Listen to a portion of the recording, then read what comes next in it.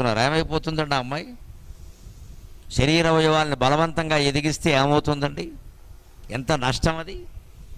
అలాగే ఎదిగినటువంటి హీరోయిన్ ఇంకా ఎదిగితే అవకాశాలు ఉండవు. ఇంకా మగాళ్ళకేమో మన కర్మ ఏమిటంటే మన సినిమా రంగంలో 70 ఏళ్ళ వాడు కూడా 20 ఏళ్ళ అమ్మాయితో గంతులు వేస్తాడు. వాడికి ఏమీ తప్పు కాదు, మనం హాయిగా చూస్తూ ఉంటాం ఇలాగా. అదే అమ్మాయిలకు మాత్రం ఎంత దరిద్రం అంటే 20 కాదండి, 25 రాగానే ముసలిది అయిపోయి వెళ్ళిపో, వాళ్ళ కర్మ కాలింది. ఇక్కడ అమ్మమ్మ దగ్గర నుంచి మనవరాల వరకు వేసేస్తాడు ఈ హీరో గారు మొత్తం. హీరోయిన్కి అవకాశం లేదు. కాస్త 30 కూడా కాదు, 25 దాటగానే ఇంకా పనికిరావు అంతే. అంటే అందమే చూస్తున్నారు, నటన చూడడం లేదు. వెనక సావిత్రి, కృష్ణకుమారి వంటి మహానటీమణులు ఉన్న రోజుల్లో ఈ దారుణం లేదు ఇక్కడ. అందుకే వాళ్ళు ఒక్కొక్కళ్ళు, మహానటి సావిత్రి ఒక 40 ఏళ్ళు రంగంలో ఉంది, ఆవిడ సుమారు ఒక 40 ఏళ్ళు రంగంలో ఉంది. అప్పటి హీరోయిన్స్ కూడా అలాగే ఉన్నారు వాళ్ళు. ఇప్పుడు హీరోయిన్స్ని మీరు చూడండి, 2-3 ఏళ్ళు దాటితే ఎవడో కనపట్లేదు ఇక్కడ, అలా వాళ్ళ పేర్లే గుర్తుంటలేదు ఇక్కడ. ఎవరైనా ఉంటే కదా. ఘంటసాల గారు ఎంతకాలం పాడాడు పాటలు, బాలసుబ్రహ్మణ్యం గారు ఎంతకాలం పాడాడు పాటలు, చిత్ర ఎంతకాలం పాడాడు, పి సుశీల, లీల ఎంతకాలం పాడారు, దశాబ్దాలు, 3 దశాబ్దాలు 4 దశాబ్దాలు ఏలేశారు వాళ్ళు. ఇవాళ ఎవ్వరికీ అవకాశాలు లేవు, తొందరగా తోసేస్తున్నారు. ఈ తొందరని ఆపుకుని సావకాశంగా ఎదగనివ్వాలి, సావకాశంగా ఆస్వాదించాలి దేన్ని అయినా సరే. అప్పుడే మనం దేంట్లోనైనా రాణించగలుగుతాం ఖచ్చితంగా. అందుకని బాలమేధావుల్ని ఎదగనివ్వాలి మనం బాగా. అంటే ముందు చదువు బాగా శ్రద్ధ చేసేలా చేసి, దాంతోపాటే ఈ సంగీతమో నాట్యమో ఈ కళ కూడా ఎదగనిస్తే కాలం తన మహిమను చూపించి ఒకనాటికి వాడు మంచి సంగీత విద్వాంసుడుగా, మంచి కవిగా, మంచి చిత్రలేఖకుడుగా, మంచి నటుడుగా, మంచి నటీమణిగా తయారవుతారు. జీవితంలో నిలబడిపోతారు, ఖచ్చితంగా నిలబడిపోతారు. పూర్వం సినిమాల్లో కవర్ని తీసుకునేవాళ్ళు అంటే నేరుగా ఎవరిని రానిచ్చేవారు కాదు. నాటకాల్లో బాగా అనుభవం ఉన్నవాళ్ళని సినిమాల్లోకి తీసుకునేవాళ్ళు. సినిమా డైరెక్టర్లు పల్లెటూళ్ళు వచ్చి ఈ దేవుడు ఉత్సవాలు జరుగుతుంటే, నాటకాలు జరుగుతుంటే జనంలో కూర్చునేవారు, ఎవరికి కనపడేవారు కాదు. ఆరుద్ర, మన ఆదుర్తి సుబ్బారావు గారు ఇలాంటి వాళ్ళు ఉన్నప్పుడు, వి మధుసూదన్ రావు ఇలాంటి వాళ్ళు ఉన్నప్పుడు వాళ్ళు వచ్చేవారు. అక్కడ పుల్లయ్య గారు జనం మధ్యలో కూర్చుని ఎవరు విలన్ పాత్ర ఎవరు బాగా వేస్తున్నారు, నటుడు పాత్ర, హీరో పాత్ర ఎవరు బాగా వేస్తున్నారు చూసి వాళ్ళని పిలిచి, ఏమయ్యా నీకు సినిమాలో ఆసక్తి ఉందా అని వాళ్ళ తల్లిదండ్రులు అనుమతి తీసుకెళ్ళేవారు, లేదా వద్దంటే వదిలేసేవాళ్ళు. అలాంటి నాటకాల్లో ఒక 50-60 నాటకాలు వేసిన నటుడు సినిమాల్లో బాగా నిలదొక్కున్న రామారావు గారు, నాగేశ్వరరావు గారు వీళ్ళందరూ నాటకాల్లో బ్రహ్మాండంగా వేసిన వాళ్ళే, కాలేజీ నాటకాల్లో. తర్వాతే అక్కడి నుంచి వెళ్ళారు వాళ్ళు ఖచ్చితంగా. ఆ అనుభవం బాగా ఉపయోగపడింది. అంచేది వాళ్ళ మనం కూడా అటువంటి అనుభవంతో వాళ్ళని ఎదగనివ్వాలి, కానీ వాళ్ళ అభివృద్ధిని మధ్యలో దెబ్బతీయద్దండి. ఇంకొక మాట, ఒక రహస్యం, ఇది వాళ్ళ సర్వేల్లో బయటపడింది. మనకి ఎప్పటికీ రామాయణం చెప్పినా, భారతం చెప్పినా, భాగవతం చెప్పినా, కొన్ని వేల ఏళ్ల క్రితం జరిగినటువంటి కథలు ఇప్పటికీ మన మనస్సుకు ఎందుకు బాగా నచ్చుతున్నాయండి? అదే ఒక కొత్త నవల ఏదైనా చదివితే దాన్ని వెంటనే మర్చిపోతున్నాం. ఒక సినిమా చూసినా దాని ప్రభావం ఒక 6 నెలల్లో ఏడాది ఉందేమో వదిలేస్తున్నాం, అంతకంటే ఏం గుర్తుపెట్టుకోవట్లా. కానీ అదే రామనామం పేరు మీద ఇప్పుడు రేపటి నుంచి మొదలై రామనామం వరకు రామాయణోపన్యాసాలు జరుగుతుంటే ఇంత జనం, ఇన్ని వేల మంది వచ్చి ఇన్ని రోజులు వింటారు. మహాభారతం చెబితే వింటూనే ఉన్నారు, భాగవతం చెబితే వింటూనే ఉన్నారు.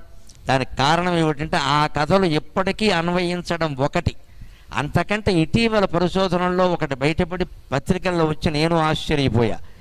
50,000 ఏళ్లుగా మానవ శరీర నిర్మాణంలో మార్పు లేదుట. సైన్స్ శాస్త్రవేత్తలు బయటపెట్టిన నియమం. 50,000 ఏళ్లుగా మానవ శరీర నిర్మాణంలో మార్పు లేదు. అందుకే 50,000 ఏళ్ల క్రితం వరకు జరిగినటువంటి కథలన్నీ మన శరీరానికి, మన మనస్సుకి యథాతథంగా నచ్చుతాయి, అనుమానం ఇలా. భారతం జరిగి 5,000 ఏళ్ళు అయింది, రామాయణం అంతకంటే ఇంకో 5,000 10,000 ఏళ్ళు ముందేసుకో, అంతకంటే ఏం లేదు అక్కడ.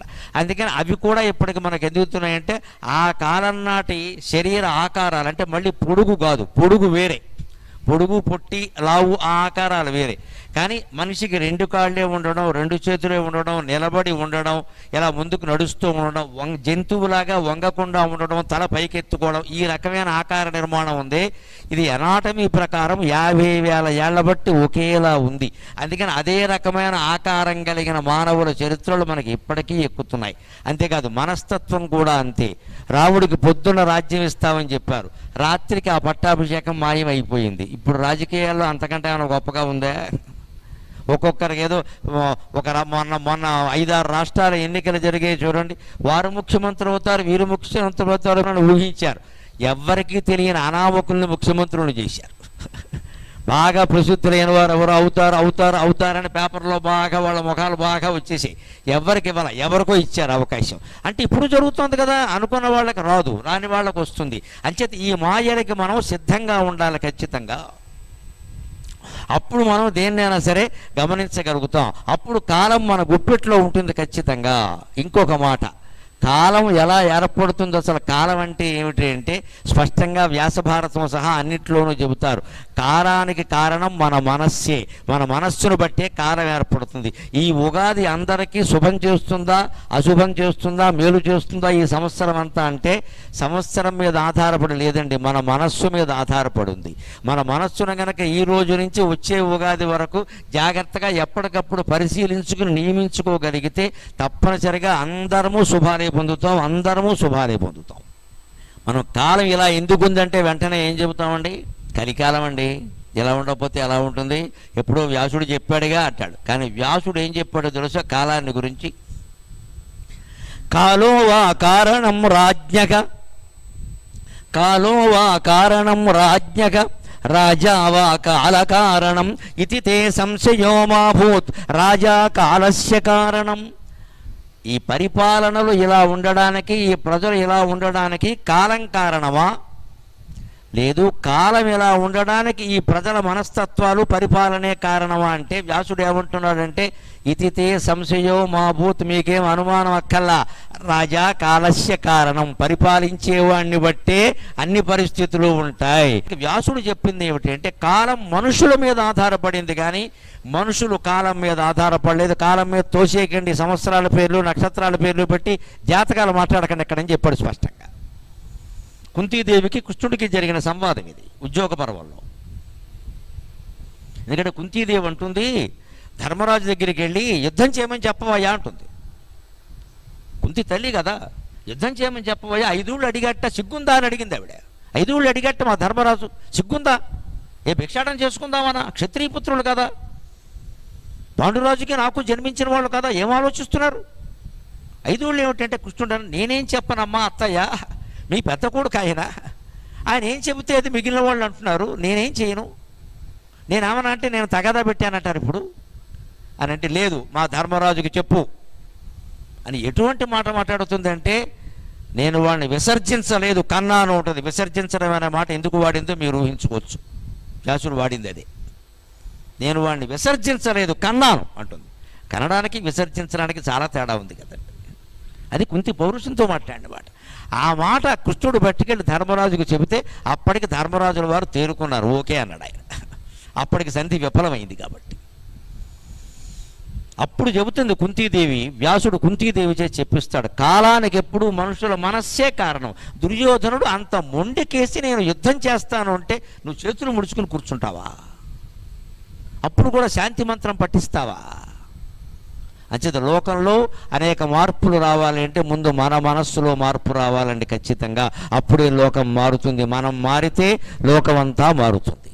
మీకు ఇంకా దాని గురించి విశేషంగా వినాలనుంటే ఒక 2 నెలల క్రితం, ఒక నెల క్రితమే నేను సత్యసాయి నిగమాగమంలో మనం మారితే ప్రపంచం అంతా మారుతుంది, స్వీయ పరివర్తనే విశ్వ పరివర్తన అనే అంశం మీద 2 గంటలు మాట్లాడాను. ఈ శ్రీగరికపాటి నరసింహరావు అఫీషియల్లో దొరుకుతోంది, వినండి. మనం ఒక్కళ్ళ మారితే ప్రపంచం అంతా మారుతుందమ్మో అనుమానం ఇలా. ఇక్కడ ఇన్ని వేల మంది నా కోసం ఇక్కడ కూర్చుని ఉన్నారు, ఆ చివరి వరకు కూడా ఇంతమంది మారితే హైదరాబాద్ మొత్తం మారుతుందండి, అనుమానం ఏమీ లేదు ఇందులో. ఇంకా ఇది ఎక్కడికో వెళ్ళడం, ఎవరికో ప్రచారం చేయడం అది ముఖ్యం కాదు. మనకి బాగా అలవాటైంది ఏమిటి అంటే గరికపాటి వారిది ఏదైనా ఒక షార్ట్ కనపడగానే మీరు ఎవరికో పంపిస్తారు అంతే. వాడు ఇంకోటికి పంపిస్తాడు, వాడు ఎవడో నాకు పంపిస్తాడు చివరికి. ఇందులో ఎవడూ ఆచరించడు దాన్ని, నాతో సహా. అందరూ పంపడమే, కనిపించిందల్లా పంపడమే. సెండో సెండో సెండో సెండో నేను బాగా ఏడు పంపించాను, ఏమైనా చేసావు దాన్ని?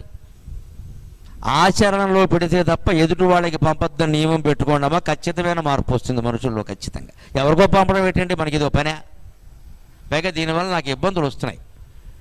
ఎవరంటే మీరు అత్తగారి గురించి చెప్పారంటే మా కోళ్ళు నాకు పంపిందని అత్తగారు చెప్పింది నాతోటి.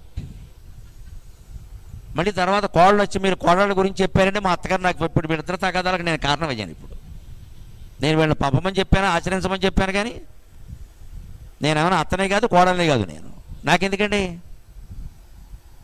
మా మా ఆయన నాకు చెప్పలేనివన్నీ మీ ద్వారా చెప్తున్నారు, నేనేం చేయనమో దానికన్నా. నేను భార్య అయినా అంతే, భర్తకి ఏదైనా చెప్పాలంటే త్రూ గరికిపాటి.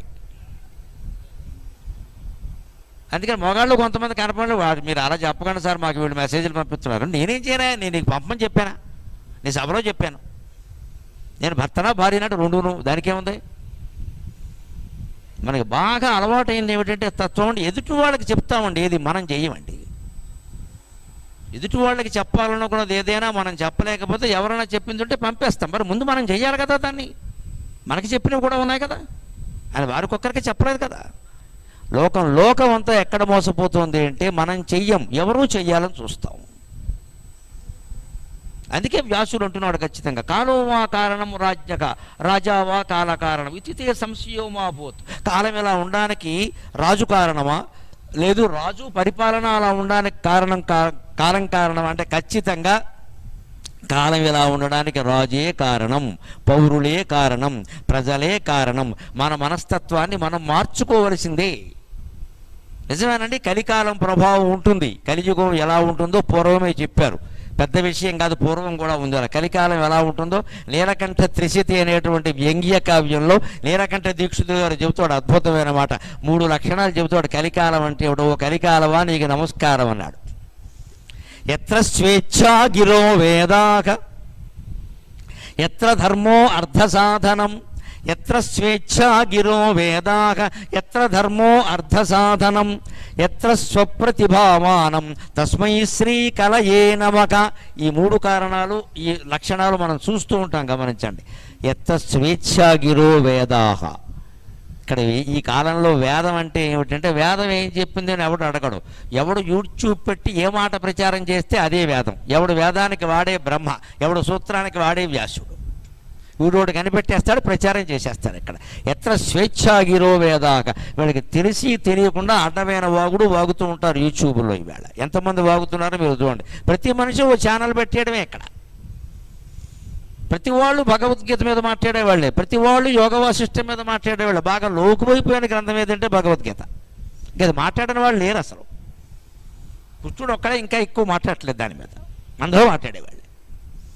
ఏవేవో కలిపేయడం, ఏవేవో చెప్పేయడం ఇక్కడ ప్రతి వాళ్ళు. అందుకే ఎత్ర స్వేచ్ఛాగిరో వేదాక. ఎవడికి తోచిందో వాడు మాట్లాడుతూ దాన్నే వేదంగా చెబుతూ ఉంటాడే, అదే కలికాలం లక్షణం అన్నాడు. ఇంకో మాట చెప్పాడు, గమనించండి. ఎత్ర ధర్మో అర్థ సాధనం. బాగా కనపడుతోంది వేళ. గుళ్ళు బాగా కడుతున్నారండి, విపరీతంగా గుళ్ళు విపరీతంగా కడుతున్నారండి. ఎక్కడ చూసినా కొత్త గుడి. పాత గుడి ఏమైపోయింది తెలియదు. కానీ అందరూ ధర్మస్థాపన కోసమే గుడి కడుతున్నారు. ఒక గుడి ఉందంటే నేను మొహమాటం లేకుండా చెబుతానండి, సమీపంలో ఉన్న పోలీస్ స్టేషన్ రద్దయిపోవాలి. గుడి ఉందంటే కారణం అది.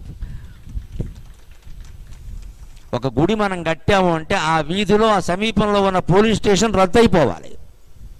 తగాదాలు ఉండొద్దు, ప్రశాంతంగా ఉండాలి. ఉంటుందా? ఉండదండి. ఒక గుడి అప్పటికే ఉంటుంది, దానికి ఎవరో చైర్మన్ వాళ్ళు ఉండి ఏదో చేస్తూ ఉంటారు. అందులో ఆ కమిటీ వాళ్ళలో ఒకరిద్దరు గొడవలు అవుతాయి. ఈయన వేరే గుడి కట్టేస్తాడు. ఇక్కడ ఆడి గుడిలోకి నేను వెళ్ళను, వాడి గుడిలోకి నేను వెళ్ళను, నా గుడి నువ్వు కట్టుకుంటానంటే ఇప్పుడు దేవుడు ఏం కావాలి? మన గుడి ఎందుకు కట్టినట్టు? మనం చైర్మన్ కావడానికి. దేవుడి కోసం కాదు, ఇక్కడ ధర్మం కోసం కాదు. అది 18వ శతాబ్దంలో నీలకంఠ దీక్షితులు గారు చెప్పాడు. అప్పయ్య దీక్షితులు గారు మనవడు. ఎత్ర ధర్మో అర్థ సాధన. ఇక్కడ ధార్మిక కార్యక్రమాలు కూడా ఎందుకు జరుగుతూ ఉంటాయంటే డబ్బులు సంపాదించడం కోసం అని చెప్పాడు. ఎంత బాగా చెప్పాడు! 200-300 ఏళ్ల క్రితం. కలికాలంలో ధార్మిక కార్యక్రమాలు కూడా ఎందుకు జరుగుతూ ఉంటాయంటే డబ్బులు సంపాదించడానికే. యాత్ర స్పెషల్ వేసే అయోధ్య. ఇప్పుడు అయోధ్య యాత్ర మంచి కాస్ట్లీ బ్రహ్మాండంగా ఉంది. అయోధ్య అనగానే బయలుదేరిపోతున్నారు అంతే. ఇంకా బాలరాముడు పెద్ద హీరో అయిపోయాడు ఇవాళ. మొత్తం డ్రైవర్ రాముడు, ట్యాక్సీ రాముడు, అడవి రాముడు అందరూ పోయారు. బాలరాముడు మిగిలాడు ఇవాళ. నువ్వు బాలరాముడు చూసావా? ఇప్పుడు చూసి ఏం చేసిందో తెలియక నేను చూడాలి వెళ్ళి ఇక్కడ. ఇప్పుడు ఏమైంది? తిరుపతి వెంకటేశ్వరం గుడి ఎలా అయిందో బాలరాముడు అలాగే అయ్యాడు. ఇప్పుడు బాగా దక్షిణలు పెరిగాయి. కోట్లు వచ్చి పడతాయి. అన్ని కోట్లు వచ్చి పడ్డాక ఆలోచించండి, అవినీతి తప్ప నీతి ఉండదమ్మా అక్కడ ఖచ్చితంగా. ఎక్కడ డబ్బు పెరిగిందో అక్కడ అధర్మమే ఉంటుంది కానీ ధర్మం ఉండదండి. ఖచ్చితంగా చెప్పాడు ఇందులోను. కలికాలం అంటే ఏం లేదయ్యా, ఎత్ర ధర్మో అర్థ సాధనం, ఎత్ర స్వేచ్ఛాగిరో వేదాక, ఏ ప్రమాణం లేకుండా ఇష్టం వచ్చిందో మాట్లాడతాడు. వాడు చెప్పిందే వేదం, ఎందుకంటే వాడు ఫేమస్, బాగా ప్రసిద్ధుడు. ఎవరన్నా కాదంటే ఆయన కాదంటావు, ఆయనే తప్పు చెప్పినప్పుడు కాదంటావు, ఎవరైతే చెప్పింది తప్పు కాబా, లేదంటే ఆయన చెప్పింది నువ్వు కాదంటావా. ఇంకో మాట చెప్పారు, ఎత్ర స్వప్రతిభామానం, ఎవడికి వాడు గొప్పవాడు ఎవడంటే నేనే, నా ప్రతిభే ఇంతకు మించి ఏం లేదంటాడు. ఎవడికి వాడే ఇక్కడ. ఇదే కలికాలంలో పెద్ద లక్షణం అన్నాడు. ఈ లక్షణం విపరీత. ఇది కాకుండా ఇంకోటి ఉందండి. సాధారణంగా మన జీవితాల్లో ఏదైనా చెడు జరిగిందనుకోండి, మనం ఒక ఉద్యోగం కోల్పోయాం, ఒక సంసారంలో విఫలమయ్యాం అనుకుందాం, విడాకులైనాయి, లేకపోతే ఏదో గొడవ అయింది, ఒక వ్యాపారంలో దెబ్బతిన్నాం, మనం ఏమంటామంటే వెంటనే గ్రహస్థితి బాగాలేదు, వాస్తు బాగాలేదు, లేకపోతే నేను చెడిపోవడానికి వాడెవడో కారణం. దాన్ని వ్యాసుడు భారతంలో చాలా స్పష్టంగా చెబుతాడు. న కాలో దండ ఉద్యమ్య శిరకృంతతి కస్యచితు, న కాలో దండ ఉద్యమ్య శిరకృంతతి కస్యచితు, కాలోకి బలమే తావతు విపరీతార్థ దర్శనం, కాలోకి బలమే తావతు విపరీతార్థ దర్శనం. కాలం అనేది ఎవరైనా క్రోధినామ సంవత్సరం ఎవరినైనా ఇంటికొచ్చి గద పెట్టి కొట్టిందా, రుబ్బురోలు పత్రం పెట్టి కొట్టిందా, రోకల బండెట్టు కొట్టిందా, నేను క్రోధి నువ్వు క్రోధంగానే ఉంటావు అని చెప్పిందా? ఎవరికి చెప్పలేదు. కానీ అందరికీ పట్టుకున్న బెంగ ఏమిటంటే, నెలనాళ్ళ క్రితం నుంచే మేము కనపడితే చాలు మమ్మల్ని ఏమండి వచ్చే సంవత్సరం ఎలా ఉంటుంది, నాకు ఒళ్ళు మండి ఈ సంవత్సరం ఎలా ఉందో అది అలాగే ఉంటుంది పో అని చెప్పాను నేను. నువ్వు ఎలా ఉన్నావు అలాగే ఉన్నావుగా, అదే అలాగే ఉంటుంది. అంతకుముందు శుభకృత్తు శోభకృత్తులో శుభకార్యాలే జరిగాయని ఏమైనా చెప్పగలమా? ఎక్కడ లెక్కలండి ఇవన్నీ. నేను ప్రసిద్ధమైన జ్యోతిష్శాస్త్రవేత్తల్ని ఇప్పటికి 7-8 మందిని అడిగాను, ఆదాయ వ్యయాలు దేన్ని బట్టి మీరు కడుతున్నారు అంటే నన్ను మన్నించండి, ఎవరు నాకు సరైన సమాధానం చెప్పరా, ఎవరు చెప్పరా సరైన లెక్క. ఆ సిద్ధాంతం అంటారు, ఈ సిద్ధాంతం అంటారు, గందరగోళంలో పడేస్తున్నారు మనుషుల్ని. అంచేత వీటిని నమ్మి దయచేసి మాయలో పడకండి. అంతగా మీకు భయం అనిపిస్తే పోనీ నిజమేనండి, ఆదాయం 5 వ్యయం 11 ఉంది, వ్యయం ఎక్కువ అని తెలుస్తుంది కదా, భార్యాభర్త కుటుంబ సభ్యులు కూర్చొని ఓ ప్లాన్ వేసుకోండి, ఏం చేయాలో ఏది తగ్గించుకోవాలో ఆ ప్రకారం చేయండి. లాభం వస్తే మంచిదే కదా, లాభం వస్తే మంచిదే కదా. మేము కింద సంవత్సరం ఏం ఎక్కువ అంటే ఓ ప్లాన్ వేసుకున్నాం, కొనదలుచుకున్న వస్తువులు ఏవో ఇప్పుడు కొనేద్దాం, గొడవ లేదు, ఎలాగో కొనాలి కదా, వ్యయం కదా, ఉపయోగపడే వస్తువులు కొందాం అని మంచాలు మార్చేసాం, కంచాలు మార్చేసాం, పరుపులు మార్చేసాం, దుప్పట్లు మార్చాం, అన్నీ కొత్త వచ్చాయి. అన్ని ఖర్చు పెట్టినా కానీ లాభం వచ్చింది భగవంతుడి దయ వల్ల, ఏమి నష్టం కలగలేదండి. మనం ప్లానింగ్ చేసుకోవచ్చు, ప్రణాళిక చేసుకోవచ్చు, దాని ప్రకారం చేసుకోవచ్చు, అంత ఇబ్బంది ఏం లేదు. ఇక్కడ ఎక్కడ తేడా వస్తుందంటే మన జీవితంలో గెలుపుకి ఎలాగైతే మనం బాధ్యత మనమే గెలిచామంటున్నామో ఓటమికి కూడా మనమే బాధ్యత వహించాలి ఖచ్చితంగా, ఎవరి మీద తోసేయడానికి లేదండి. దాన్నే వ్యాసుడు చెబుతున్నాడు ఇక్కడ. ఈ విపరీతార్థ దర్శనమే కాలం. న కాలో దండ ఉద్యమ్య శిరకృంతతి కస్యచిత్. కాలం పెద్ద రోకలి బండోడు తీసుకొచ్చి ఎవరినెత్తి మీద కొట్టలేదయ్యా, ఇది క్రోధి సంవత్సరం, నీ ఇంటూ ఇవి జరుగుతాయి ఖచ్చితంగా ఏం అనలేదు కదయ్యా. మరి కాలం ఎక్కడుంది? కాలోకి బలమే తావతు.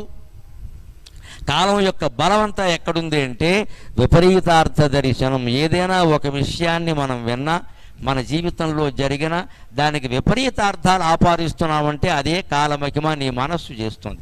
మనకి ఇష్టమైన పని జరిగిందనుకోండి, దానికి మనం ఆలోచించే విధానం మనకు కొంత నష్టం జరిగినా సరే, ఇష్టమైన వాళ్ళ వల్ల నష్టం జరిగిందనుకోండి, ఎంతోమంది తగలబెట్టారు మావాడు ఒక్కడేనేమిటి అనేస్తాం వెంటనే.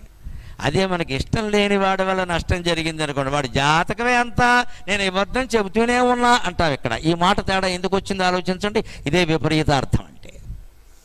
మనకి ఇష్టమైన వాడి వల్ల నష్టం జరిగితే ఏం జరిగినా పర్వాలా, వాడు తాగేసినా పర్వాలా, తిరిగొచ్చి కొట్టినా పర్వాలా, హింస పెట్టినా పర్వాలా, మనకి ఇష్టం లేకపోతే వాడు దేవతలో చూసుకున్నా సరే దుర్మార్గుడే. ఎందుకంటే మనకి ఇష్టం లేదు అంటే ఇష్టాన్ని బట్టి అన్నీ ఉంటాయి ఇక్కడ. ఇదే విపరీతార్థ దర్శనం. కాలం అంతా ఎక్కడుంది, మనస్తత్వం అంతా ఎక్కడుంది, మన మనస్సులో ఉంది ఖచ్చితంగా. నీ మనస్సును కనుక నువ్వు మార్చుకోగలిగితే ఈ ప్రపంచం అంతా మారడానికి సిద్ధంగా ఉంది, ప్రపంచం అంతా మారడానికి సిద్ధంగా ఉంది. మన మనస్సులో అనుకూలమైన ఆలోచన కలగడానికే ఈ ఉగాది ప్రసంగంలో కాలమహిమ అని పెట్టుకున్నాం మనం. కాలం మన చేతుల్లో ఉంది. ఖచ్చితంగా కాలం మన చేతుల్లో ఉంది. దేన్ని మార్చలేమని మీరు అనుకోకండి. వివేకానందుడు చాలా స్పష్టంగా చెప్పాడు, your destiny in your hands. నీ భవిష్యత్తు నీ చేతుల్లో ఉంది అని చెప్పాడు ఆయన. నువ్వు మంచి నిర్ణయం తీసుకుంటే మంచిగానే ఉంటుంది కాలం అంతా. నువ్వు చెడ్డ నిర్ణయం తీసుకుంటే చెడ్డగానే ఉంటుందండి. ఎవరేం చేస్తారు దానికి? ఆ విపరీతాలకి వెళ్ళినప్పుడే ఏదైనా వస్తుంది ఖచ్చితంగా. కాలాన్ని జయించాలంటే ఏం చెయ్యాలి? కాలం అలాగే ఉంటుంది, మనం ఏం చేయలేం కదా. ఆ సంవత్సరం అంతే, ఆ ఆదాయ వ్యయాలు అంతే, ఆ రాజపూజ్య అవమానాలు అంతే. వాటినేమో మనం పంచాంగం మారిస్తే మారిపోదు కదా. కానీ మనం చేయాల్సింది ఒకటి ఉందండి, ఎప్పుడు ఓపిక. ఓపిక దాన్ని కూడా నీలకంఠ దీక్షితులు గారు చక్కగా చెబుతాడండి, సరిగ్గా లెక్కగా చెబుతాడు. ఎలా ఉండాలి అంటే, కాలాన్ని జయించాలంటే ఒక ఉపాయం ఉందయ్యా, ఖచ్చితంగా నువ్వంత కంగారు పడాల్సిన అవసరం లేదు అని చెబుతున్నాడు ఆయన. తితిక్షైవ మఘౌషధం అంటాడు ఆయన. తం చేచికీర్షసి వశే, తం చేచికీర్షసి వశే, చికిత్సైవ తితిక్షైవ మఘౌషధం. కాలశ్చాలయతి ప్రాయగ పండితాన్ పామరానపి, కాలశ్చాలయతి ప్రాయగ పండితాన్ పామరానపి, తం చేచికీర్షసి వశే తితిక్షైవ మఘౌషధం అంటాడు. కాలం అనేది పండితులకి పామరులకి, పెద్దవాళ్ళకి చిన్నవాళ్ళకి, ఆడవాళ్ళకి మగవాళ్ళకి, డబ్బున్న వాళ్ళకి లేని వాళ్ళకి, అధికారంలో ఉన్న వాళ్ళకి లేని వాళ్ళకి, అందరికీ ఒకటేనండి. 24 గంటల సమయమే, ఇంతకుమించి ఎవరికీ లేదు ఇక్కడ. కానీ మన జీవితాలు వేరువేరుగా ఎందుకున్నాయి? మన పక్కింటి వాళ్ళకి మనకి ఒకటే కాలం కదా. వాళ్ళు ఏదో అభివృద్ధి చెందారు, మనం చెందలేదు. అక్కడ నీ మనస్తత్వం ఒక్కటే తేడా మిత్రమా, ఆలోచించుకో. మనం తొందరపడిపోతూ ఉంటాం. ఇవాళ యువతరంలో ఈ తొందరపాటు కూడా ఎక్కువ అవుతుంది. ఎందుకు ఎక్కువ అవుతుంది గమనించండి. ఇందాక చెప్పాను నేను, ఇమీడియట్ రిజల్ట్ అని, తక్షణ ఫలితం. ఎందుకు ఆశిస్తున్నారండి? వాళ్ళని అనాల్సిన పని లేదమ్మా. వాళ్ళని ఏ స్కూల్లో చేర్పించాం మనం? ఇంగ్లీష్ మీడియం కాన్వెంట్లో చేర్పించాం, రెసిడెన్షియల్ స్కూల్లో చేర్పించాం. వాళ్ళు ఏం చేశారంటే, పొద్దున్న పరీక్ష పెట్టారు, మధ్యాహ్నం రిజల్ట్ ఇచ్చారా లేదా? చాలా డైలీ ఎగ్జామ్స్ అండి, డైలీ రోజు పరీక్షే. గర్భిణీ స్త్రీకి కూడా ఇన్ని పరీక్షలు ఉండవు. చంపేస్తున్నారు పిల్లల్ని పట్టుకుని. ఇక్కడ మేము చదువుకున్న రోజుల్లో 3 నెలలకు ఒక పరీక్ష. ఈలో పరీక్ష ఏం లేదు, చిన్న పరీక్ష ఒకటి పెట్టేవారు నెలకు. దాన్ని ఏమంటారు సార్? Slip test. మా మాస్టర్ ఏమన్నా స్లిప్ టెస్ట్ స్లిప్ పెట్టి రాసి ఇచ్చని చెప్పేవారు. పెద్ద గొడవ ఉండేది కదా దానికి. దాని పేరే స్లిప్ టెస్ట్. నువ్వు స్లిప్ పెట్టే ఇంత ఒత్తిడి లేదండి అసలు. వేసవకాలం అంతా గేదె మీద ఈత కొడుతూ ఆడుకునేవాళ్ళం శుభ్రంగా. కాలువల మీద చెరువులో తిరిగేవాళ్ళం, చెట్లు ఎక్కేవాళ్ళం. పడితే పడుతుంది, మోకాలు విరుగుతుంది, విరిగితే ఇంకోసారి ఎక్కం, దానికేముంది. ఇంట్లోనూ నిర్బంధాలు లేవు, ఆడుకోమనేవారు. స్కూల్ బడిలోనూ నిర్బంధాలు, ఖచ్చితంగా ఆటలు అందరూ ఆడవలసిందే, ఉపన్యాసాలు అందరూ ఇవ్వాల్సిందే. ప్రతి శనివారం నేను చదువుకున్న హై స్కూల్లో ఏదో ఒక అంశం మీద మాట్లాడమనేవారు. అలాగా 6 సంవత్సరాల్లో ఎన్ని శనివారాలు వచ్చాయో లెక్క పెట్టుకోండి. 300 వస్తాయి కనీసం. సెలవులు వచ్చిన శనివారాలు తీసేయండి. నేను 6వ తరగతి నుంచి 10వ తరగతిలోగా ఒక 50-60 ఉపన్యాసాలు ఇచ్చారమ్మా. అది వేళ మీ ముందు నిలబెట్టింది. 6వ తరగతి నుంచి 10వ తరగతి వరకు, అంటే 10 ఏళ్ల వయస్సు నుంచి 15 ఏళ్ల వయస్సు వరకు ఒక 50 ఉపన్యాసాలు ఇచ్చుంటాను నేను. బడిలో చదివేటప్పుడే శనివారం నాడు మాకు బడి ఉండదు. పొద్దున్న 12ంటికి బడి అయిపోతుంది, భోజనం చేసి రండరా అంటారు. మధ్యాహ్నం 2ంటికి కూర్చోబెడతారు పెద్ద హాల్లో. ఆడపిల్లలను మగపిల్లలను అందరిని కూర్చోబెడతారు. మా హెడ్ మాస్టర్ సహా అందరూ కూర్చునేవారు. ఏదో ఒక అంశం ఇచ్చి మాట్లాడమనేవారు. కత్తి గొప్పదా, కాలం గొప్పదా, ఏదో ఒకటి. నీకు నచ్చిన సినిమా, నీకు చదివిన పుస్తకం ఏదో అడిగేవారు, చెప్పేవాళ్ళం. చప్పట్లు కొట్టేవారు పిల్లలు, మా తోటి పిల్లలు. మా సాటి పిల్లలు చప్పట్లు కొడుతుంటే మాట్లాడితే మాకెంత ఆత్మవిశ్వాసం పెరుగుతుందండి. అలా పెంచారమ్మా. ఇవాళ పాఠశాలల్లో అటువంటివి ఏమైనా ఉన్నాయా మీరు విచారణ చేయండి. ఎక్కడ ఉపన్యాసాలు లేవండి. ఎంతసేపు మాస్టర్ బోర్డు మీద ఏదో, ఇదివరకు బోర్డు మీద రాసేవారు, బోర్డు మీద కూడా లేదు. ఫోన్లో ఎక్కించుకో చదివేసుకో అన్నీ ఎక్కించుకో చదివేసుకో. వాడు నోరెప్పడానికి ఏం లేదు ఇక్కడ. అందుకే ఇప్పుడు పిల్లల్లో చాలామంది పిరికితనంతో ఉంటున్నారండి. జీవితంలో సమస్యలను ఎదుర్కోలేకపోతున్నారు. ఎందుకంటే జనం ముందు నిలబడి మాట్లాడలేదు, జనం ముందు నిలబడి ఏం చేయలేదు. 4 గోడల మధ్యలోనే ఎంతసేపు ఇక్కడ. ఆ సభా పిరికితనం పోవాలి అంటే ఉపన్యాసాలు, వ్యాసరచన ఉండాని బళ్ళో అడిగి దాంట్లో చేర్పించాలి మనం. ఊరికి ఎంతసేపు చదువు ర్యాంకు గురించి కాదు ఇక్కడ. ఇంకో మాట, ఈ నిత్యము పరీక్షలు పెట్టే స్కూల్స్ ఏమైనా ఉంటే దయచేసి బాయ్కాట్ చేయండి, మేము చేర్పించమని చెప్పండి. ఎందుకు నిత్యం పరీక్ష? ఇంకా పరీక్షల దగ్గరకు వస్తున్న కొద్దీ ఇంకా బాగా పెంచాడు, వాటి టెన్షన్ బుర్రపాడైపోతుంది. వాడికి 25కి 23 వచ్చాయి అనుకోండి, ఆ 23 వచ్చినందుకు మెచ్చుకోకుండా ఆ 2 మార్కులు తగ్గినందుకు రేవు ఇక్కడ వాడు ఏమైపోవాలి? 25కి 23 అంటే ఎంత గొప్ప విషయం అండి. 4 20 80 4 3 12 92 మార్కులు వచ్చాయమ్మా 100కి. వాడికి 92 మార్కులు. ఇవాళ మీ ముందు నిలబడి ఇన్ని ఉపన్యాసాలు ఇస్తున్న మనిషికి 325 అష్టావధానాలు 10 శతావధానాలు ఏకధాటిగా 21 రోజుల్లో 1000 మంది పండితులను కూర్చోబెట్టి 1000 పద్యాలు చెప్పినటువంటి మనిషికి తెలుగులో 72 మించి రాలేదమ్మా. తెలుగులో 72 నాకు వచ్చిన మార్కులు, డిగ్రీలో ఎంఏలో కూడా.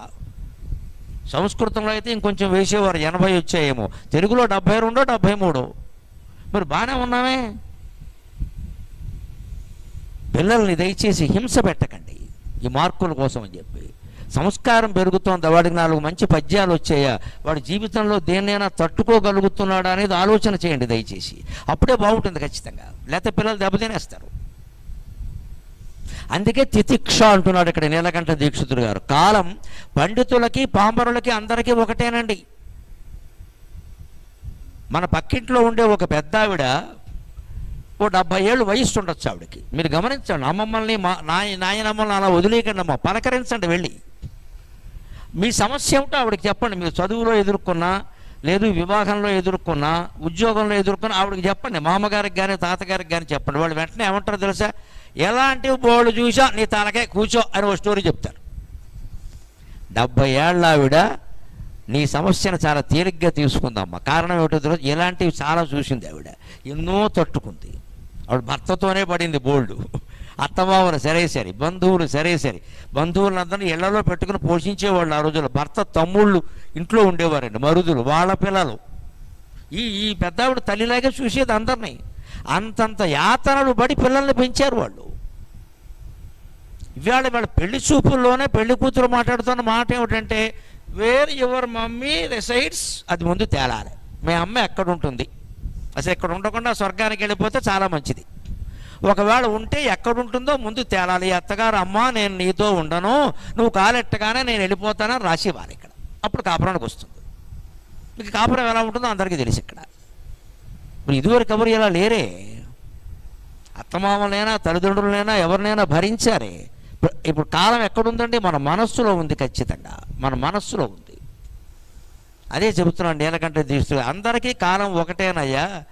ఒకరు దాన్ని సద్వినియోగం చేసుకున్నారు, నువ్వు చేసుకోలేదు. నీ బుద్ధిలోపంగానే వాళ్ళని అనుకోవడం ఎందుకు? ఒకే రకమైన ఉద్యోగంలో ఉన్న వాళ్ళకి ఒకళ్ళకి వృద్ధి జరిగి ఉండొచ్చు, ఒకళ్ళు అలాగే ఉండిపోవచ్చు. లేదు ఇబ్బందులు కూడా. ఇప్పుడు దానికి వాళ్ళ మనస్తత్వం కారణం అండి, ఆ కంపెనీ కారణం కాదు. ఈ ఇద్దరు మనస్తత్వంలో తేడా. అంతేకాదు జాతకాలు కూడా కారణం కాదు. ఈ దెబ్బతిన్నవాడు ఏమంటాడంటే వెంటనే నాకు ప్రమోషన్లు అవి రావని నాకు జాతకం చెప్పునైనా చెప్పాడు. లేదు ఆయన ఏం చెప్పాలి, వీడు అబద్ధాలు ఆడుతున్నాడు ఇక్కడ.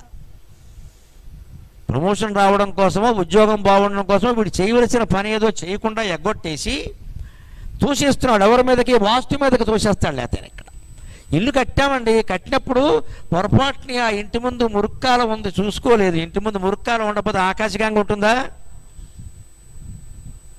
ఆ మురుక్కాలు ఏమైనా వచ్చి నేను ముంచేసిందే ఇక్కడ. నేను వద్దుంటేనే ఉన్నాను, చెప్పకుండా కట్టారు, ఎందుకు వద్దనాలే?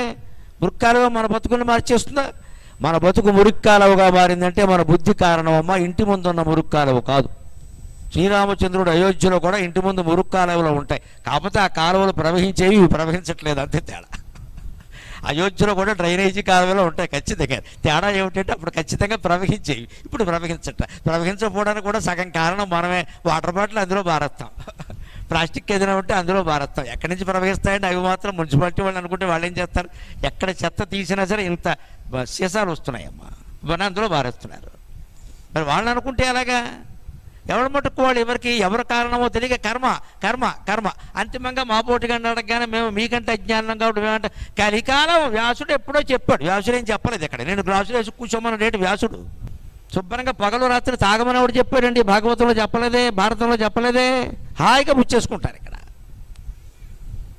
డ్రంక్ అండ్ డ్రైవ్లో ఎంతమంది పట్టుపడుతున్నారో అందరికీ తెలుసు. నమో శివాయ. అమ్మాయిలే ఎక్కువ ఉన్నారట, శుభవార్త. ఎంత మారిపోయిందో ప్రపంచం. ఆడమగ సమానం కాదని ఇంకా కొంచెం రవ ఎక్కువ. పైగా ఆపే నన్ను పట్టుకుంటా, మా నాన్న ఎవరో తెలుసే. ఇప్పుడు నాన్న గుర్తొచ్చాడు ఈవిడికి. ప్రేమించేవాడిని ప్రేమించేసి వాడితో పారిపోయేటప్పుడు తండ్రి గుర్తు రాలా. డ్రంక్ అండ్ డ్రైవ్లో పట్టుబడగానే తండ్రి గుర్తొచ్చాడు. మన నాన్నెవరో తెలుసా? పోలీసులు ఎంత యాతన పడుతున్నారండి అమ్మాయిలతో అబ్బాయిలతో కూడా. వాళ్ళ డ్యూటీ వాళ్ళు ఎలా చేస్తారు ఎవరైనా? అసలు మీరు చేయండి ఆ డ్యూటీ వెళ్ళి. ఈ మొత్తం ప్రపంచం సమస్యామయం కావడానికి మిత్రమా, ఉగాది నాడు శుభవేళ మొహమాటం లేకుండా మాట్లాడుకుందాం. మీ సమస్యలకి మీరు కారణం, నా సమస్యలకి నేను కారణం. ఎవరిని నిందించే అవకాశం లేదండి. మనం పరిష్కరించుకోవాల్సిందే వాటిని. మీకున్న సమస్యకి మీరే కారణం, నాకున్న సమస్యకి నేనే కారణం. మన కారణాన్ని మనం పరిష్కరించుకుని అవతల వాడిని అనాలి ఖచ్చితంగా. మన బతుకు మనమే పాడు చేసుకుని అవతల వాడిని అంటే వాడేం చేస్తాడండి? అది చెబుతున్నాడు ఇక్కడ ఖచ్చితంగా. తితిక్ష. ఇప్పుడు కాలం పండితులకి పామరులకి అందరికీ ఒకటే. ఇక్కడ వింటున్న వాళ్ళందరూ మీ ప్రణాళిక వేసుకోండి దయచేసి. ముఖ్యంగా పిల్లల కోసం చెబుతున్నా, యువతరం కోసం ప్రణాళిక వేసుకోండి. పొద్దున్న 5 గంటలకు లేచింది మొదలు రాత్రి 10 వరకు ఏ అరగంట ఏం చెయ్యాలని లెక్క వేసుకోండి. ఆ ప్రకారం చేసే ప్రయత్నం చేయండి. వీలైనంత చేయండి. 1-2 మానేచ్చు పని చేయండి. అసలు ఆ చెయ్యడం అనేది ఉంటే ఎప్పుడు ప్రణాళికాబద్ధమైన జీవితం ఎలా ఉంటుందో తెలుసా? పుష్పక విమానం లాంటిది. పుష్పక విమానం గురించి రామాయణంలో ఏం చెబుతారు? ఎంతమంది ఎక్కినా ఇంకోళ్ళకి చోటు ఉంటుందట. ఎంతమంది ఎక్కినా ఇంకోళ్ళకి ఎలా ఉంటుందండి? పుష్పక విమానం అంటే ఏమిటో తెలుసా? మన మనస్సు. మన మనస్సులో మీరు గమనించండి, ఎన్ని వేల ఆలోచనలు వచ్చినా ఇంకో ఆలోచనకి చోటు ఉంటుంది అందులో.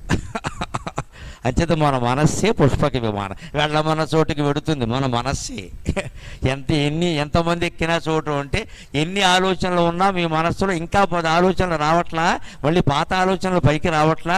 అంచేత మన మనస్సునే రామాయణంలో పుష్పక విమానం రూపంలో వర్ణించారు. అంతకంటే దాన్ని గ్రహిస్తే సరిపోతుంది. వాల్మీకి రామాయణంలో సరిగ్గా త్రిజట కలగన్నప్పుడు ఈ పుష్పక విమానం ప్రసక్తి వస్తుంది. అక్కడ ఆరుఖ్య పుష్పకం దివ్యం విమానం సూర్య సన్నిభం ఉత్తరాం దిశమాలోక్య జగామ పురుషర్షపక అన్నదానికి రహస్యమైన అర్థాన్ని, వాల్మీకి చెప్పిన అర్థాన్ని గమనించగలిగితే ఆ పుష్పక విమానం మన మనస్సే. అందులో చెప్పింది గాయత్రి మంత్రం గురించి, అందులోనూ చివరి పాదాన్ని గురించి. అది వివరించడానికి నాకు ఇది సందర్భం కాదు. మరి ఎప్పుడైనా గాయత్రి తత్వం మీద మాట్లాడుకుంటే దాని విషయం చెబుతాం. అది గాయత్రి మంత్రం.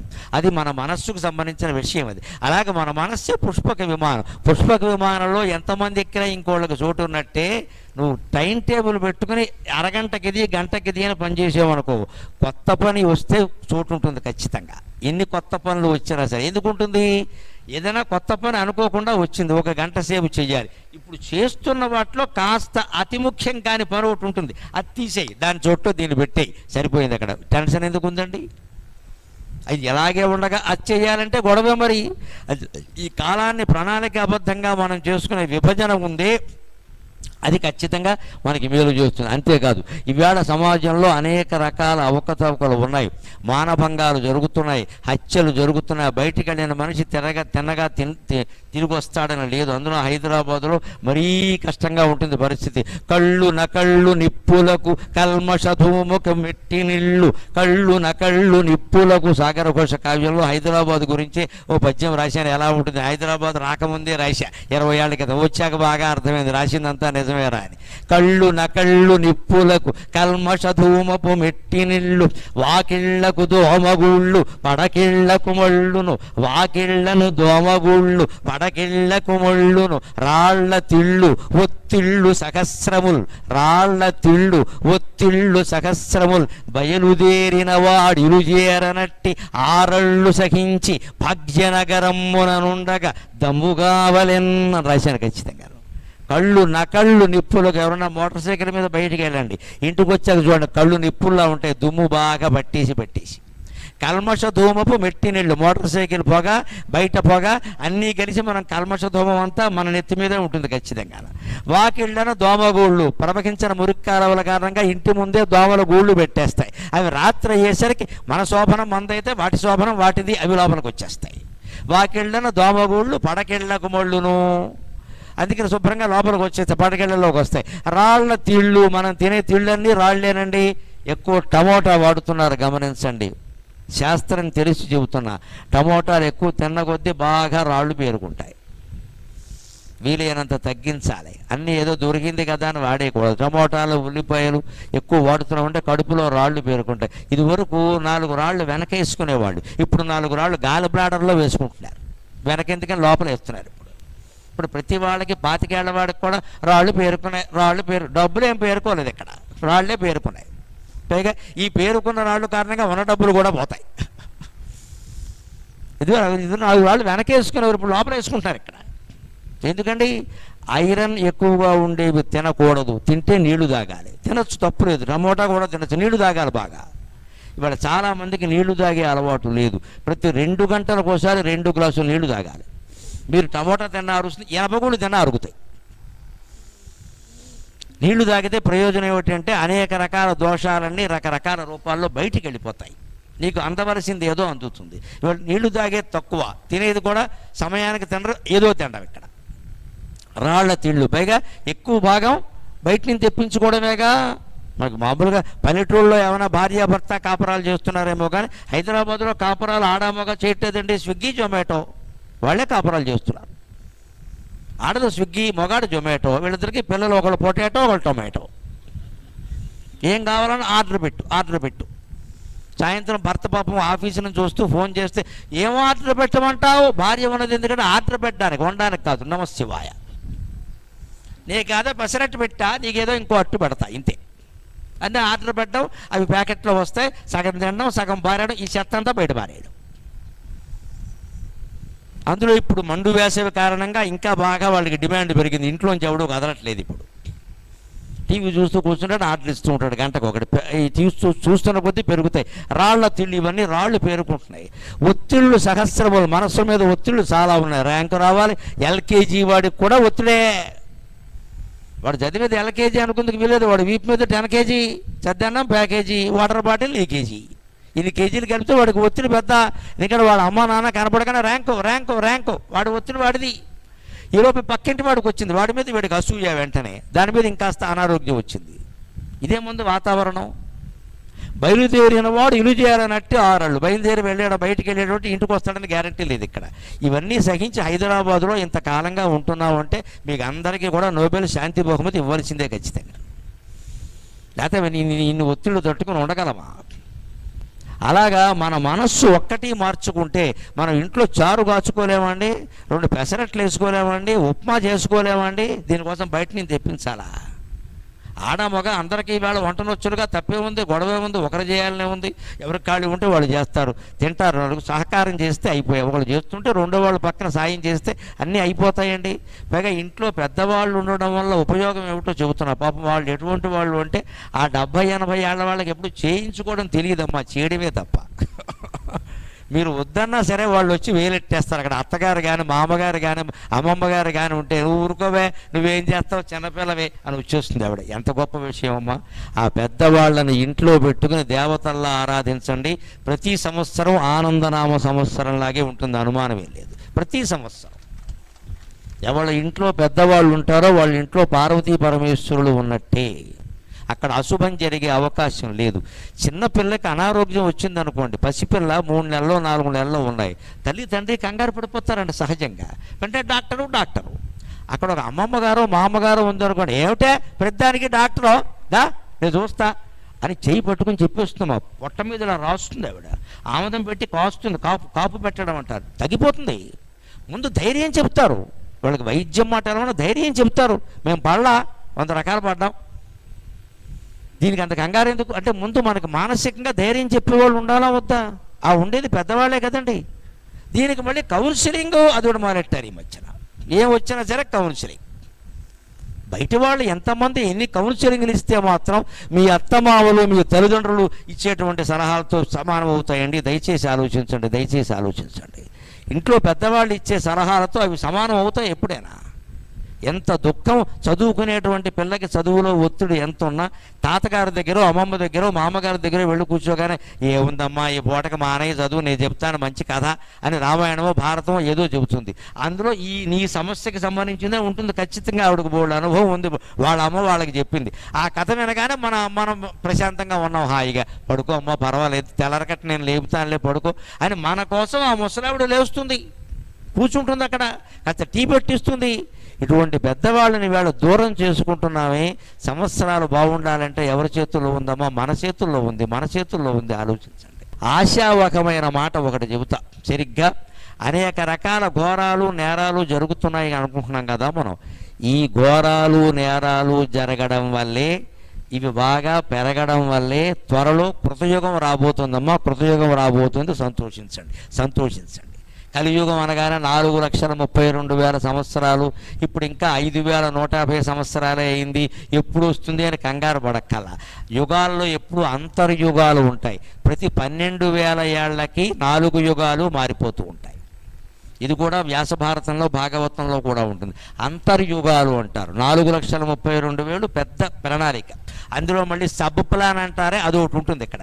ప్రతి 12,000 ఏళ్లకి ఒక యుగం మారిపోతుంది. అంటే దాని లెక్క ఏమిటంటే, కలియుగం 4,400 సంవత్సరాలు, కృతయుగం 4,400 సంవత్సరాలు, త్రేతాయుగం 3,300 సంవత్సరాలు, ద్వాపరయుగం 2,200 సంవత్సరాలు, కలియుగం 1,200 సంవత్సరాలు. 1,200 సంవత్సరాలకి మళ్ళీ మార్పు వస్తూ ఉంటుంది ఖచ్చితంగా.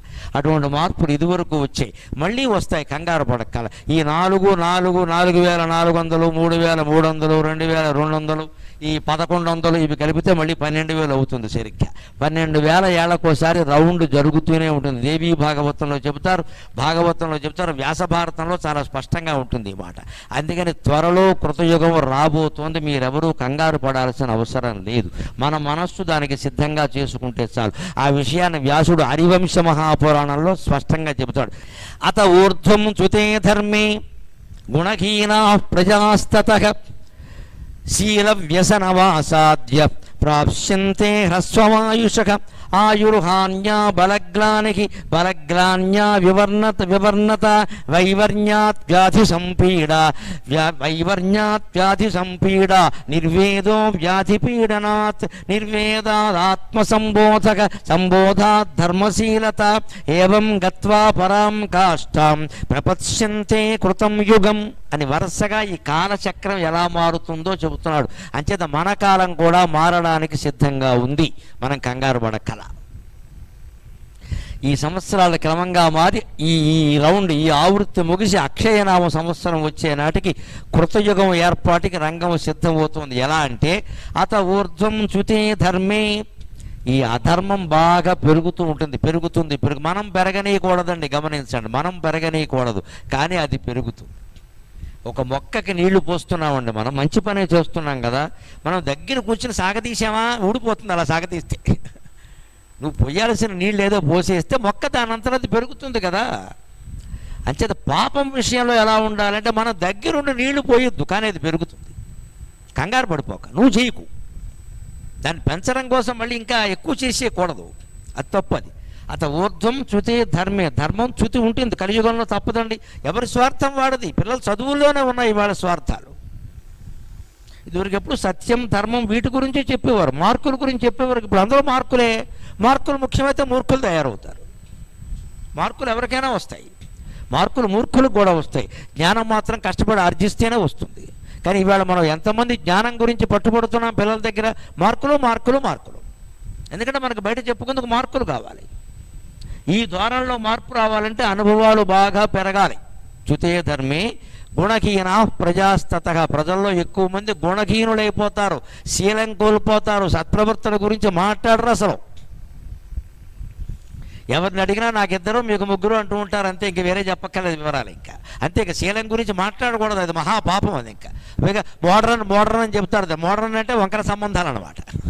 అందుకని గుణహీనా ప్రజాస్తతః శీల వ్యసనమాసాద్య, ఈ శీల వ్యసనం కారణంగా శక్తి కోల్పోయి ప్రాప్స్యంతే హ్రస్వమాయుషః.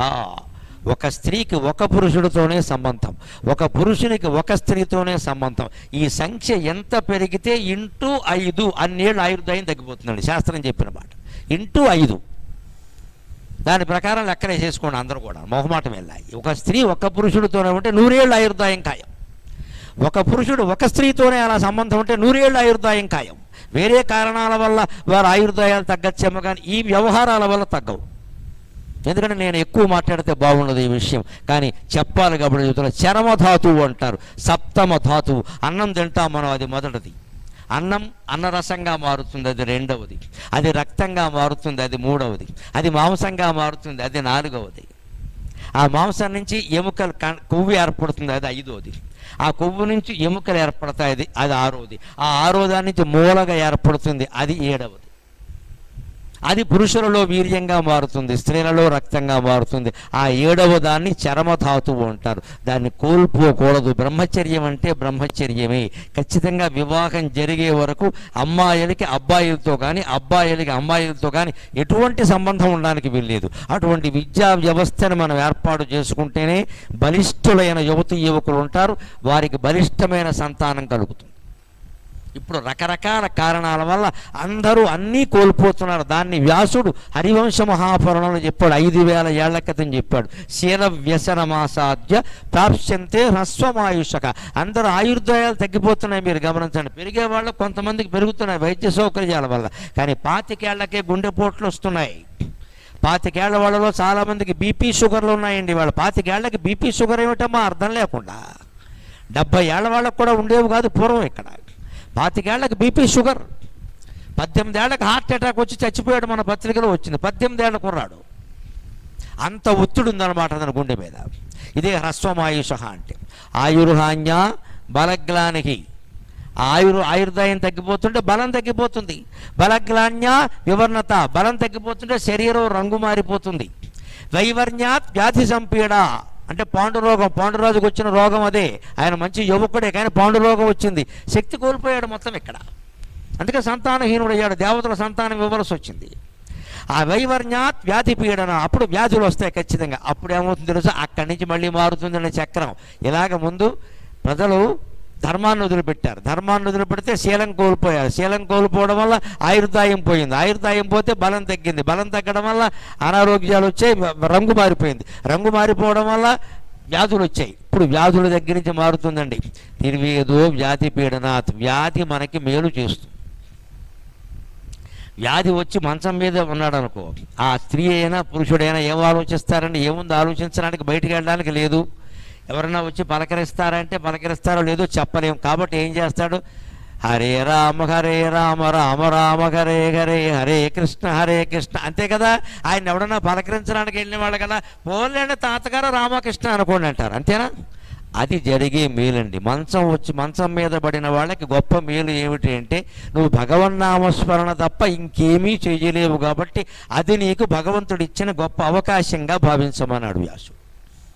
అంచేత వ్యాధి వస్తే కంగారు పడిపోవద్దు. కాస్త ఖాళీ దొరికింది, ఆఫీసుకి 4 రోజులు సెలవు పెట్టచ్చు, ఇంట్లో కూర్చోవచ్చు. కాలు ఏదో విరిగింది అనుకోండి, కాలు వేలాడదీస్తారు, సుఖంగా ఉయ్యాల మీద కాలెట్టినట్టుగా ఉంటుంది హాయిగాను. గంటకు ఒకడు వస్తాడు, 2 యాపిల్ పళ్ళు పట్టుకొస్తాడు. మనం బాగుంటే ఎవడొస్తాడండి మన ఇంటికి? అంచేత అనారోగ్యంలో కూడా కొన్ని సౌకర్యాలు ఉన్నాయి ఖచ్చితంగా. భార్య ఖచ్చితంగా ఎదురుగానే ఉంటుంది. మనకు ఆరోగ్యం అంతా బాగుంటుంది, ఆవిడ ఎందుకు ఉంటుంది? మహిళా మండలి మీటింగ్కి వెళ్ళిపోతుంది, లేకపోతే ఎన్నికల్లో పాల్గొంటే ఎండల్లో ప్రచారం చేసుకుంటే, అయితే మా ఫ్రెండ్ పాల్గొంటుంది నేను వెళ్ళిపోవాలంటే. మొగుడికి బాగోపోతే ఆ వంకని ఇంటి దగ్గరైనా ఉంటుంది కనీసం. ఇక్కడ భార్యకి బాగోలేదనుకోండి, ఊళ్ళోకి వెళ్ళి తిరుగుతుంటే అంటే ఏమయ్యా ఇంట్లో ఆడదాన్ని పెట్టుకుని ఇలా ఉన్నావా అంటాడు. ఈ మగాడు కూడా ఇంట్లో కూర్చుంటాడు. కాస్త కనీసం కాఫీ తాగేవా, మందు వేసుకున్నావా, బెళ్ళ వేసుకున్నావా? వీడిని చేసుకున్నప్పుడే వేసుకుంది పెద్ద బెళ్ళ ఆవిడే. అందుకని బెళ్ళ వేసుకున్నావా అని చెప్పడం, లేకపోతే కొడుకునో కూతురునో అక్కడ పెట్టడం, ఏదో చేస్తాడుగా. అన్నీ బాగుంటే చేయడుగా, అన్ని బాగానే ఉన్నా చూసుకోవచ్చుగా అని పోతాడు ఇక్కడికి. అంతే. బాగోపోవడం కూడా మనుషుల మధ్య అనుబంధాలను పెంచుతుందండి. అనారోగ్యంతో మంచంలో ఉన్న ఒక వ్యక్తికి మనం సేవ చేస్తే ఇద్దరికీ అనుబంధం పెరిగింది. అది ఇవాళ కర్మ వచ్చిందంటే బయట బోర్డులు, ఆయాస్ అవైలబుల్, సర్వెంట్స్ అవైలబుల్, మీ ఇంటికే వస్తాం, మిమ్మల్నే దోచుకుంటాం, వీలైతే మతం కూడా మార్చేస్తాం. అక్కడ చదివేసి పుస్తకాలు మతం కూడా మార్చేస్తాం. అది కూడా ముఠా తయారైంది. ఖచ్చితంగా మొహమాటం లేకుండా చెబుతున్నానమ్మా, ఇంట్లో పెద్దవాళ్ళు ఉంటే ఈ కర్మ లేదు మనకి. ఒకవేళ వాళ్ళు లేక మన కర్మ కొద్దీ సేవకుల్ని పెట్టుకోవాల్సి వస్తే హిందూ ధర్మానికి సంబంధించిన సంస్థలే ఉన్నాయండి సేవ చేసేవి. వాళ్ళు వచ్చి భగవద్గీత చదువుతారు, భగవద్గీత చదవమండి. వేరే మత గ్రంథాలు చదివితే ఎట్టి పరిస్థితుల్లో ఒప్పుకొద్దండి. చాలా ప్రమాదకరమైన పని ఇది. ఇక్కడ మనిషి అనారోగ్యంతో ఉన్నప్పుడు అక్కడ ఏం చదువుతారో దాని మీదే నమ్మకం పెరుగుతుంది అతను. ఖచ్చితంగా మారిపోతాడు, వారం రోజుల్లో మారిపోతాడు. ఆ దేవుడు వల్ల అవ్వలేదు, ఈ దేవుడు వల్ల, ఇది అంతకంటే అజ్ఞానం. ఇది దేవుడు అంటే ఒకడే ఉంటాడు ఎవరికైనా. ఆ దేవుడు ఈ దేవుడు ఇద్దరు ఉండరు ఇక్కడ. దేవుణ్ణి మనం ఒకలా అనుకుంటాం, వారు ఇంకోలా అనుకుంటారు. అనుకోని అభ్యంతరం లేదు, మారాల్సిన పనే ఉంది. అంచేత ఏ సేవకు ఎవరొచ్చినా సరే ఖచ్చితంగా మన మత గ్రంథాలే చదివేలాగా మనం జాగ్రత్త పడాలమ్మా. వారికి స్వేచ్ఛ ఉంది కదా అంటే తర్వాత మనకేం ఉండదు ఇక్కడ, మొత్తం కంపెనీ మారిపోయింది ఇక్కడ. పైగా కర్మ ఏమిటంటే ఈ 80 ఏళ్ళ ఆవిడ మారిపోయింది అన్యాయంగా, ఈవిడిని ఎలా మార్చాలో తెలియదు ఇక్కడ. 80 ఏళ్ళకి ఆవిడకు పట్టుకుందో జబ్బు. ఈ మాత్రానికి మనం వేరే ఏర్పాట్లు చూసామంటే ఆ పేరు మీద మతం మార్పిడి జరిగిపోతున్న యావత్ హిందూ జాతి జాగ్రత్తగా ఉండవలసిందే ఖచ్చితంగా ఈ విషయంలో. ఎందుకంటే ఆ బలహీనత ఉంటుందండి, వ్యాధి వచ్చినప్పుడు మనస్సులో బలహీనత ఉంటుంది, అది మనస్సులో ప్రభావం చూపిస్తుంది. ఇంకా చెప్పినా వినరు అక్కడ. వ్యాసుడు దాన్నే ఒక ముఖ్యమైన విషయంగా ఏం చెబుతున్నాడంటే, వ్యాధి వచ్చింది అంటే నీకు నిర్వ్యాధం వస్తుంది కదా, వైరాగ్యం వస్తుందిగా ఖచ్చితంగా. ఏ క్యాన్సర్ వచ్చిందండి ఇవాళ, క్యాన్సర్ ఎలా వస్తుంది? మామూలు జ్వరం వచ్చినట్టు వచ్చేస్తుందండి క్యాన్సర్ ఇవాళ. ప్రత్యేకించి క్యాన్సర్ ఆసుపత్రులే ఉన్నాయి. ఎన్ని రకాల క్యాన్సర్లో దేనికి మందు లేదు సరిగ్గా. నిరాశ పడాల్సిన పని లేదమ్మా. హరివంశ మహాపురాణం చెబుతోంది, ఉగాది నాడు శుభవార్త చెబుతున్న క్యాన్సరే వచ్చింది అనుకోండి, అది బ్లడ్ క్యాన్సరు ఇంకో క్యాన్సరు ఏదైనా కానివ్వండి, రకరకాలు అనుకుంటూ ఉంటారు మన గురించి. ఇది మొదటి దశ, రెండో దశ, మూడో దశ, ఏదో ఒక దశ, ఎప్పటికైనా తప్పని దశే కదా. ఏదో దశ అందరికీ తప్పకపోయినా 4వ దశ వెళ్ళిపోతాం, మంచిదే. నిర్వేదో వ్యాధి పీడనాత్, వైరాగ్యం కలిగిందా లేదా? ఇంకా మనం ఎక్కువ కాలం ఉండం ఇక్కడ అనగానే వైరాగ్యం వస్తుందిగా, అప్పుడు దాన ధర్మాల మీద దృష్టి పెరుగుతుందండి. ఇది చాలా ఉపయోగం. ఆ వ్యాధితో బాధపడుతూ ఇంకా బతకము అనే నిర్ధారణకు వచ్చిన వాళ్ళు దాన ధర్మాలు చేయండి, దాన ధర్మాలు చేయండి. పరలోక గతులన్నీ బాగుంటాయి. శాస్త్రం చెప్పిన మాట. తద్వారా సమాజం బాగుపడుతుంది. పేదవాళ్ళకి ఇవ్వాలి దానం, ఎప్పుడు ఉన్నవాళ్ళకి కాదమ్మా. పెద్దవాళ్ళు పండితులు అని చూడకండి, పేదవాళ్ళకి ఇవ్వండి ఖచ్చితంగా. బలహీన వర్గాలు ఎవరు తిండి లేక ఇబ్బంది పడుతున్నారో వాళ్ళకి తిండి పెట్టాలి, ఎవరు కట్టుకుందుకు బట్టలు లేక బాధపడుతున్నారో వాళ్ళకి బట్టలు ఇవ్వాలి. ఇక్కడున్న స్త్రీలందరికీ నేను నమస్కారం చేసి పెడుతున్నాను. మీరు శ్రావణ మాసం నోవులు చేసినా, వరలక్ష్మి వ్రతం చేసినా, మీకు హాయిగా డబ్బున్న వాళ్ళందరూ మీ కార్లలో ఓ 25-30 చీరలు పెట్టుకుని బలహీన వర్గాల ఇళ్ళకి వెళ్ళి తలుపు కొట్టి బొట్టు పెట్టి ఒక్క చీర వాళ్ళకి ఇవ్వండి అమ్మా. మతం మార్పిడి తక్షణం ఆగిపోతుంది. ఈ మాటకి స్పందించినందుకు మీకు అందరికీ కృతజ్ఞతలు. ఆచరణలో పెట్టండి, ఎలా ఉంటుందో వైభవం మీరే చూద్దురు. కానీ వాళ్ళు మనకంటే చాలా తక్కువ, వాళ్ళ ఆదాయం లేదు, వాళ్ళ ఇంటికి మనమే పెడతాం, తలుపు కొడతాం, బొట్టు పెడతాం, నువ్వు గౌరీదేవి అమ్మ అంటాం, ఓ చీర ఆవిడ చేతిలో పెడితే ఇంత లావైపోతుంటే మనిషి.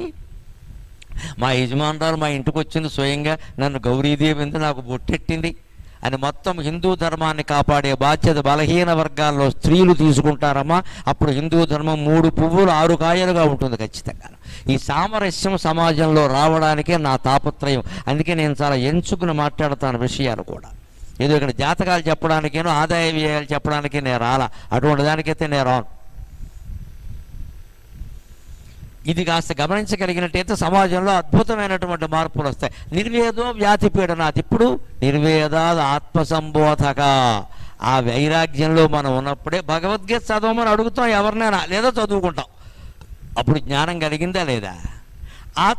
సంబోధ ధర్మశీలత. మళ్ళీ భగవద్గీతను చదవడం వల్ల, ఇతర పురాణాలు చదవడం వల్ల ధర్మం మీద నిష్ఠ ఏర్పడిందే లేదు. మరి పురాణాల్లో ఉండమని సత్యం ధర్మం గురించిన కథలే కదా, ధర్మంగా ఉండమని సత్యం మాట్లాడమని చెబుతున్నాయి కదా, వాటి మీద మనకి నిష్ఠ ఏర్పడింది కదా. ఏవం గత్వా పరాం కాష్టాం ప్రపశ్యంతే కృతయుగం. మళ్ళీ మనుషుల దృష్టి ధర్మం వైపుకి ఎప్పుడు మళ్ళుతుందో అప్పుడు కృతయుగం ఏర్పడినట్టే లెక్క. అంచేది ఇప్పుడు కృతయుగం ఏర్పాటు అవ్వడం ఎవరి చేతుల్లో ఉందండి? ఇక్కడ హాజరైన మీ అందరి చేతుల్లో ఉంది. మన మనస్సును మార్చుకుందాం. మన మనస్సును క్రోధనామ సంవత్సరం కాబట్టి క్రోధంతోనే ఉండాలని, ఇది ఇలాగే ఉంటుందని వెర్రి తీర్మానాలు చేయకుండా వ్యాసుడు హరివంశ మహాపురాణంలో చెప్పినట్టుగా అద్భుతమైనటువంటి విషయాన్ని మనం గ్రహిద్దాం. ఇంకొక మాట చెప్పి నేను సెలవు తీసుకుంటా. ఎలాగో మనం అంతా పంచాంగాలు చూస్తాం, రకరకాల రాశులు కాబట్టి మాట్లాడుకుంటాం. కానీ ఏ రాశికైనా శుభాలు అశుభాలు అన్నీ సమానంగానే ఉంటాయి. ఒక్క రాశిని నమ్ముకుంటేనే మనం స్థిరంగా ఉంటాం. మేషరాశిని చూడ మెదడు పాడైపోయే. ఏ రాశి వాళ్ళు పంచాంగం చూడండి, ఏదో తేడా కనపడుతుంది. మీకు 6 నెలలు బాగుంది, 6 నెలలు బాగులేదంటాడు. మనకేమనిపిస్తుంది? ఆ బాగులేదన్నది పడుతుంది మనస్సులో. ఆ 6 నెలలు ఇంకా రాలా, ముందు 6 నెలలు బాగుంటుంది అన్నాడు. బాగున్నా సరే తర్వాత బాగుంటుందట అంటే ఎప్పటి నుంచే బాగుండకుండా పోయింది. అందుకని ఏ రాశి అయినా ఒకటే, చివరికి ఏ రాశిని నమ్ముకోవాలో చెప్పి నేను సెలవు తీసుకుంటాను. మేషరాశిని చూడ మెదడు మొద్దయిపోయి, వృషభ రాశియు కూడా విషమమయ్యే. మిథున రాశిని చూడ మేలు కీడైపోయే, కర్కాటకపు రాశి కష్టమయ్యే. మిథున రాశిని చూడ మేలు కీడైపోయే, కర్కాటకపు రాశి కష్టమయ్యే. సింహరాశిని కూడా చింతలెక్కువయ్యే, కన్యరాశియు మన కర్మయ్యే. సింహరాశిని చూడ చింతలెక్కువయ్యే, కన్యరాశియు మన కర్మయ్యే. త్రాసు రాశిని చూడ మోసమ్ములైపోయే, తేలు రాశి బ్రతుకు తేలిపోయే. త్రాసు రాశిని చూడ మోసమ్ములైపోయే, తేలు రాశి బ్రతుకు తేలిపోయే. ఇక ధనురాశి, వింటి చూడంగా మోసమ్ము కంటికయ్యే, వింటి చూడంగా